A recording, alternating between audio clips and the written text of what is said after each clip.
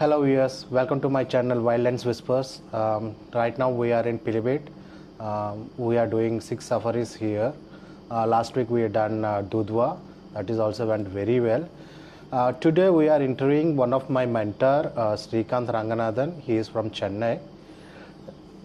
Just let me quickly show him first. Hi. So we're going to interview him and try to understand more about the wildlife photography and his experience and his knowledge, and also ask for any quick tips so that newcomers like us can understand more about the wildlife and wildlife photography. Okay, let's quickly start our interview. Thank you, sir. Thanks for joining. Thank you. So, to give quick introduction about Ranganathan sir, he will give you very brief about what he is doing and what is his experience and how he is interested in wildlife photography and how much of wildlife photography is done till now, and also he will share the quick tips so that we can also start doing and achieve more success. Give me your quick introduction, sir. Thank you, Karthik, for having me in your channel. I'm Srikanth and I'm from Chennai. So basically, I was an IT professional and with more than 21 years of experience in IT. I started wildlife photography way back in 2008, and since then I've been I started with Kabini and Bandipur, and since then I've been traveling throughout India. I started with my family. I used to take my family everywhere, and then I went alone, and that's how things have been. In 2016, I decided to quit corporate life altogether and get into photography. So while wildlife photography has always been a passion, since 2008, I started doing other genres of photography like product photography, food photography, dance photography, events. I wanted to lay my hands on all the genres, just to get that feel of photography, just to get to understand how everything worked, how composition worked, and but to give you a brief, I did learn the course offline. I did attend a few weekend classes for, I would say, 6 months, and that gave me a very strong foundation. And from then on, I picked up a lot in all genres of photography. Needless to say, when you talk of wildlife photography, yes, that's one part. But then, on a day-to-day basis, I used to practice a lot at home with everyday objects, with lights, and after coming back from office. And that helped me gain, a lot of insight into the nitty-gritties of photography in general. So, sir, what made you interested in wildlife photography specifically? See, it's started with a very simple thing. I was living in a place, in the center of the city in Chennai, and the back side of my house was a veterinary college. Now, this veterinary college had a huge compound and some sort of a forest and a lot of trees. After I shifted to this place, from my house, from my kitchen balcony and the hall balcony, I used to see a lot of deers passing, in that particular compound. And I figured out, I started observing that, I and my wife, we all started working out. We all started observing this. And I observed that, there's a lot of wildlife actually inside within this compound.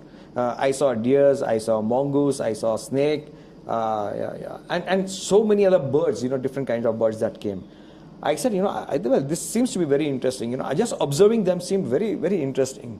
So then when I bought my first camera, I think it was in 2008. It was the Canon 400D. I started taking these photographs, which is all these wildlife, which was behind my house. And that, made me get more interested in wildlife, and I'm specifically talking of wildlife and not other pet animals or anything of that sort. So, and then I started reading up and found out that the closest or the one of the best places, in the south is Bandipur and Kabini, way back in 2008. And we as a family decided to, visit this place, make our yearly trips. And this got me more interested, and the fact that, I'm something, this is so natural, so which is available to us, and something that is not concrete, that made me, get interested in it. But the most interesting thing, which I keep thinking even now is that why is this called wildlife? These animals are all living in a very natural environment. So aren't they a natural life? We are the ones who are living in concrete jungles. We should be the ones who should be called wild, not these animals or birds, that are living in the natural environment. Sir, for newcomers, especially for wildlife photography, what kind of tips you give to before they going to buy most expensive gear or most expensive lenses? Because that's one of the common mistakes usually newcomers will do. Buy big amount, they will put a lot of money initially and think that they are not skilled or the camera is not working. So what kind of advice you will give to the newcomers so that they are not burning their pockets? Okay, so that's a very interesting question. The first thing I would say is, and I keep telling this to people, you should learn photography offline. I'm stressing this word offline, because online, yes, you can learn a few things, but offline, when you have a group and when you have someone who can actually talk, who can take you through various stages of learning, that is much more interactive, and also you get to understand the rest of the people in the group, and their ways of photographing, and then you get together, go and do some street photography or product photography, or anything, just when you're starting off, just click anything and everything, and then probably you will slowly get to know, okay, yes, this is what I want, right? And coming to wildlife photography, what is the gear that you need? Yes, that's something that I would say right now DSLRs are going out of the market, so go for mirrorless cameras, and don't go for a very high-end body and lens. So you will have to think of a camera as two separate things. One is the body, the other one is the lens, and each one is quite costly. So wildlife photography is slightly a costly profession if you want to get into it, or I would say a costly passion if you want to get into it. But start with something small. You have this kit lens and that come there. But for wildlife photography, you can use a kit lens for wide angle shots, but you will definitely need a zoom lens like 100-400 mm lens or 100-500 mm, these kind of lenses that you will need in the forest. So start with these basic things, and slowly start upgrading your kit. Do not go in for a very high-end gear from the very beginning. So see how you can get these lenses. There are some cheaper lenses, on the range, the 100-400 and even in the 100-500 or 200-600. They are much more costly than the usual lenses. But you will, if you are interested in wildlife photography, you will have to start somewhere, and then start upgrading your, the gear, the body, the lenses. See, the one thing that you have to understand is, if you start with a particular brand, it so happens that you will continue in that brand because it has now made you more comfortable, and you do not want to shift to a different brand, and so those and the lenses of a different brand will not go into the body of another brand, unless it's a third party that is compatible with the famous brands like Sony, Nikon, or Canon. So start small, right, and slowly upgrade your kit over a period of time, and do some photography course. Get into follow other photographers online, because that is going to give you a lot of idea as to how to take photos, and be with a photography group. I mean, go to the forest with a photography group, so that you get to know exactly how to click, when to click, and why to click.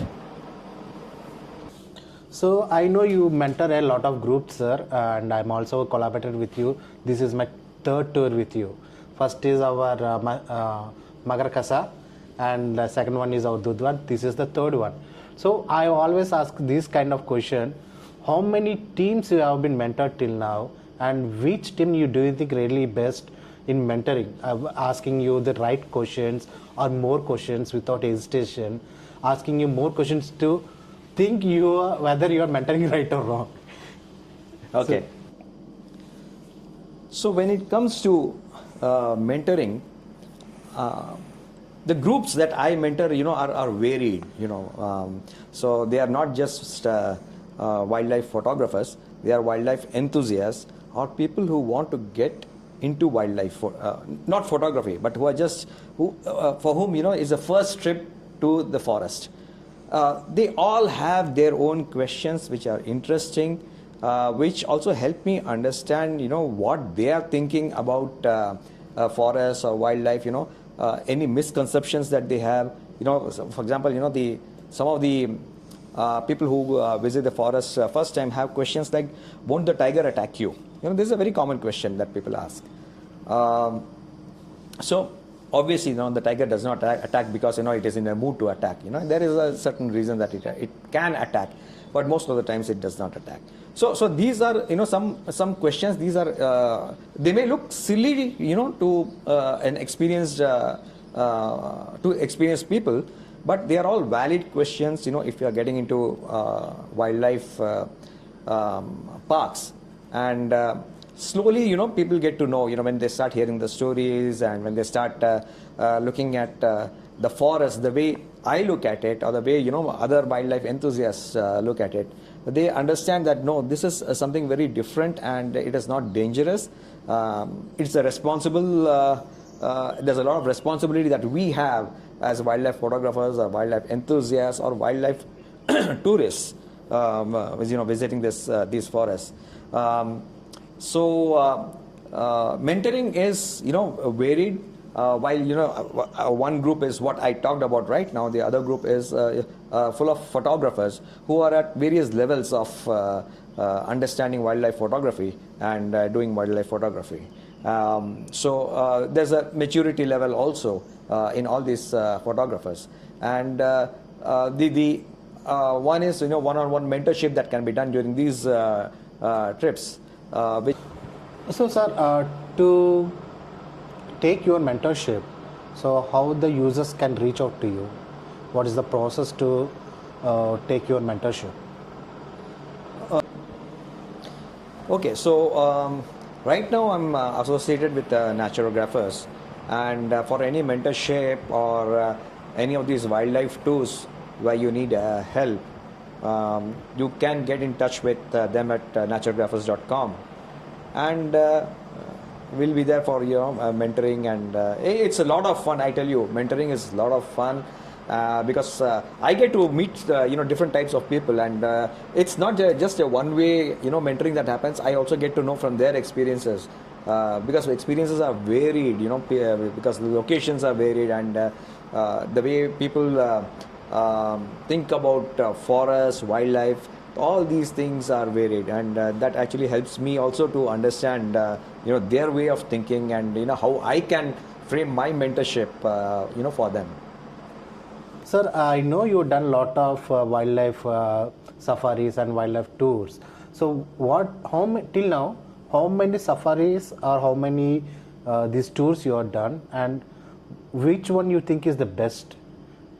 And especially for the newcomers who wants to start doing wildlife photography, which tiger sanctuary is the very best to start with? Okay. So that is a very tricky question for any wildlife photographer, to pinpoint any one, sanctuary which is the best. But coming to the first part of the question, how many, trips that I've lost count, frankly, I don't even count these. But, these are all, some fantastic experiences that I have led, and through which I have learned a lot. But which wildlife sanctuary I like the best? No, there's not one that I can actually talk about. Every wildlife park has its own speciality. they all look different in different seasons, right? It's very difficult to pinpoint, which wildlife sanctuary is the best. The first thing that for a newcomer would be to get interested in nature. That is more important. And when you get interested in nature, be it the trees, the birds, the animals, the river, that's when you can actually get into understanding what wildlife is all about, and then probably then think about photography. But for a wildlife enthusiast, I would say any park is good, depending on the season. There are some parks, for example, Ranthambore is doing well right now into zone 2, 3, and 4, and probably in a different season, it will be some other zone that is going to be good. Tadabua does well, in Bandhavgarh does well. So it all depends on season, and also it all depends on where the cubs are. When the cubs are born, and when the tigress brings out the cubs in the open, suddenly that park becomes all alive with a lot of activity from tourists, from wildlife photographers who want to capture this those moments with the cub. So different seasons, different parks, they are all nice and beautiful to look at and beautiful to photograph. So if you want to start wildlife photography, the first thing you should do is see with whom you can club. There are various groups that are organizing wildlife photography tours. So that should be a good starting point, because that's where you get a lot of mentorship, a lot of guidance that is going to come, and that is going to help you.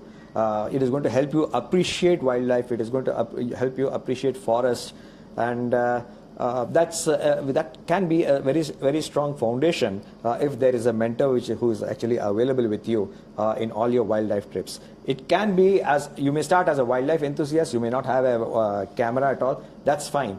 At least make a start, and then get to know the forest. Get to know the rules that actually exist. It could be the natural rules or man-made rules, inside the forest, and see how you gel with it.